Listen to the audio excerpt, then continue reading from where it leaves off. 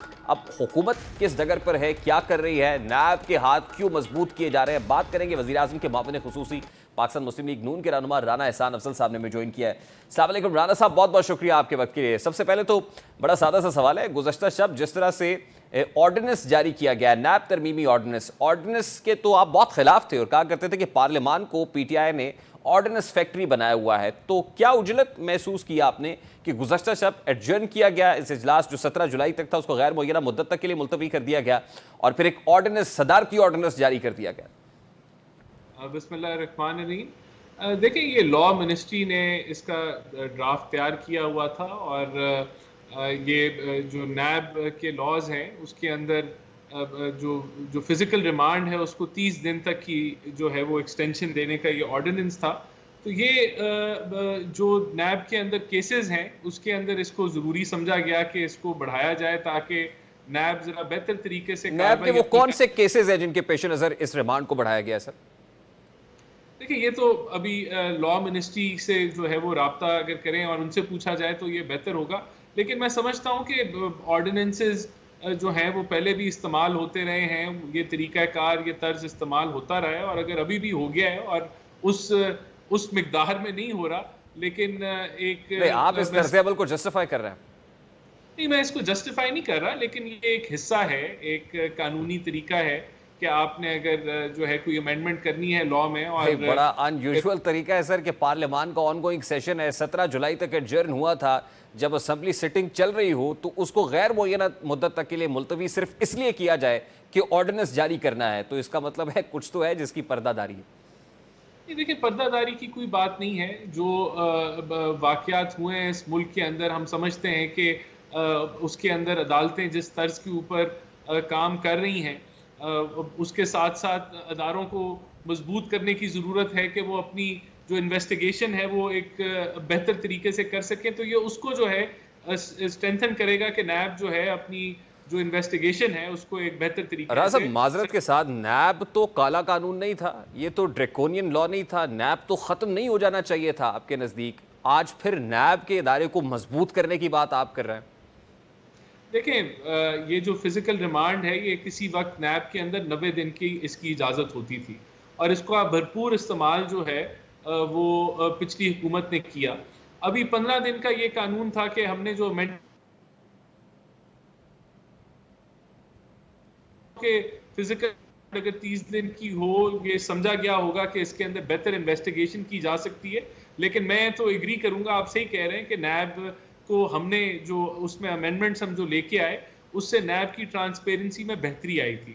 تو یہ کیا وجہ ہے کہ 15 سے 30 دن اس کو کیا گیا, یہ میرے خیال سے جو لا منسٹری ہے اس سے اگر سوال کیا جائے تو وہ بہتر اس کے اوپر کیونکہ دیکھیں نا, لا منسٹر نے اس وقت جب 26 مئی 2022 کو یہ امینڈڈ لا اسمبلی سے پاس ہوا تھا تو اس میں یہ کہا تھا کہ یہ تو دہشت گردی کے ملزمان کے لیے بھی اتنا ریمانڈ نہیں ہوتا جتنا نیب کے لا کے اندر تھا, اور اس کو کم کر کے ہم نے 14 روز پہ لے آئے ہیں, اور 14 روز جسٹیفائیڈ ہے. اس کو سیلیبریٹ بھی کیا گیا تھا کہ امینڈمنٹ ہو گئی, اور پھر اس کے خلاف چیئرمین تحریک انصاف کو سپریم کورٹ آف پاکستان کا رخ کرنا پڑا تھا. تو آج at this point in time یہ پرسن سپیسیفک تو نہیں ہے کہ کسی خاص آدمی کا کیس لگا ہوا ہے.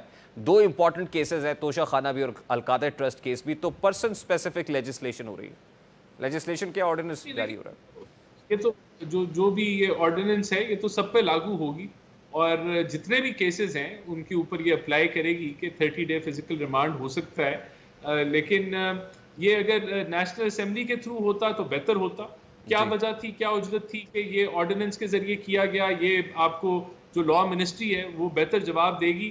پارٹی لیول پہ یا گورنمنٹ لیول پہ یہ ابھی ڈسکس نہیں ہوا کہ اس کی کیا جو ہے وہ ضرورت پڑی. ٹھیک ہے, یہ میرا خیال ہے کہ بڑی جسٹیفائڈ ہے, بالکل ٹھیک بات ہے. یہ اس کے آرڈیننس کیوں جاری کرنا پڑا, یہ بالکل توجہ طلب بھی ہے, سوال طلب بھی ہے, حل طلب بھی ہے. معمہ حل نہیں ہو رہا کہ کیا مسئلہ ہے.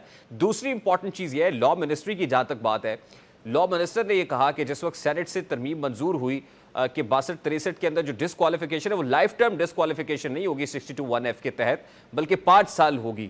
انہوں نے کہا جی اس کا فائدہ نواز شریف کو یا جہانگیر ترین کو نہیں ہوگا. کل ہمیں یہ پتہ چل رہا ہے کہ الٹیمیٹ فائدہ تو بینیفیشری تو نواز شریف ہی ہوں گے, اور اس ترمیم کے بعد اب ان کی جو ڈسکوالیفیکیشن کی میعاد ہے وہ مکمل ہو چکی ہے. تو اس میں بھی اب ہارم موجود ہے. اس کو بھی کلیئر کر دیں. نہیں، اس میں کوئی ابہام نہیں ہے. جب وہ لا منسٹر کی وہ جو بات انہوں نے کی کہ اس کا فائدہ نواز شریف کو نہیں ہوگا، اس کے بعد انہوں نے اس کو ایکسپلین کیا کہ اس کا فائدہ ہوگا، ان کو بھی ہوگا اور باقی سارے سیاستدان جو تاحیات نااہل ہوئے ان سب کو ہوگا. تو وہ کلیریفیکیشن تو لا منسٹر نے تب بھی دے دی تھی. تو میرے خیال سے اس میں تو کوئی ابہام نہیں ہے. ایک انجسٹیفائڈ سزا جو کہ ایک پلاننگ کے تحت دی گئی، اور پلان یہ تھا کہ میاں نواز شریف کو آپ نے وزارت عظمیٰ سے بھی نکالنا ہے، پھر آپ نے ان سے پارٹی صدارت بھی چھیننی ہے، اور پھر آپ نے ایک انتقامی کارروائی ان سے لینی ہے. تو یہ اگر یہ ایک بہتر لا بنا دیا گیا ہے جس کے اندر تاحیات نہیں ہوگی، تو یہ تو ایک قابل ستائش بات ہے. تو پھر رانا صاحب، میاں صاحب کی واپسی میں اب کیا امر مانے ہیں؟ اب تو لائف ٹائم ڈسکوالیفیکیشن بھی ختم ہو گئی، 5 سال تو پورے کر چکے، وہ تو واپس آ جائے. میرے خیال سے میاں صاحب کی واپسی کے جتنے بھی طلبگار ہیں ان کو بڑی جلد ایک خوشخبری جو ہے وہ آ جائے گی. میاں صاحب انشاءاللہ ضرور واپس آ رہے ہیں اور الیکشن کیمپین لیڈ کریں گے. جب واپس آئیں گے تو ان کا ٹھکانہ کیا ہوگا؟ کیونکہ کیسز تو اپنی جگہ پر برقرار ہیں نا جی.